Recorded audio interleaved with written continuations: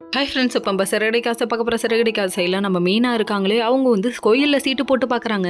நம்ம தான் பூ போட்டு பார்ப்போம், அவங்க சீட்டு போட்டு பார்க்குறாங்க. வித்தியாசமாக இருக்கே, நல்லா இருக்கேன்னு சொல்லிட்டு வந்து எடுக்கலாம்னு சொல்லிட்டு சீதா வர உன் வாழ்க்கை தானம்மா நீயே எடுமான்றாங்க. கடைசியில் பதிவு திருமணம் செய்யலான்னு வருது. டே அப்பா சாமியை முடியல, அப்போ ரெண்டுலேயும் பதிவு திருமணம் செய்யலான்னு தானே எழுதி வச்சிருக்கீங்க. ஆமாம், அப்படி தான் பண்ணியிருக்கோம். அதுக்கு என்ன பண்ணுவேன், நீ என்ன பண்ணுவ அப்படிங்கிற மாதிரி இருக்குது நம்ம சீதாவோட ரியாக்ஷன். அது மட்டும் இல்லைங்க, சீதாவோட ரியாக்ஷனில் பார்க்கணுமே 1000 வாட் பல்ப் எரியுதேமா அப்படிங்கிற மாதிரி ஆயிடுச்சு. அதுக்கப்புறம் பார்த்தா இந்த விஷயத்த சொல்லுன்னு சொல்லிட்டு அருணுக்கு ஃபோன் பண்ணி சொல்ல, அதுக்கப்புறம் நான் நேரில் வரேன்னு சொல்லிட்டு வராரு. நேரில் வந்தோடனே பார்க்கணுமே பத்திரகாளி வேஷம் போட்டு திட்டுறாங்க.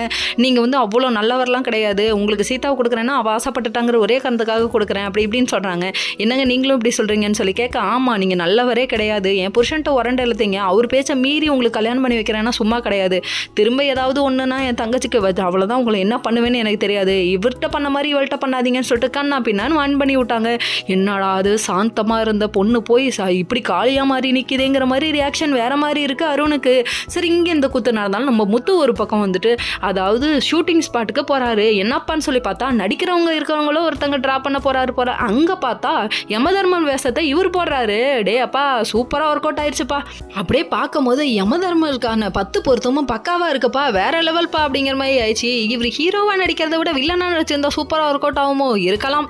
சரி, இதெல்லாம் ஒரு பக்கம் இருக்கு. அதுக்கப்புறம் இந்த வேஷத்தோட வீட்டுக்கு வராரு. வந்தோடனே விஜயா கிட்ட வந்து நானே வருவேன் அந்த மாதிரி பாட்டை போட்டுட்டு வந்து நிற்க, ஐயோ யமதர்மன் வந்துட்டான் பாசக்கயிறை போட்டுட்டான்னு சொல்லிட்டு அவங்க பதறினதை பார்க்கணுமே, வேற லெவல் ஃபன்னு. கடைசியில் அண்ணாமலை வந்து வேஷத்தை உடச்சி விட்டாரு.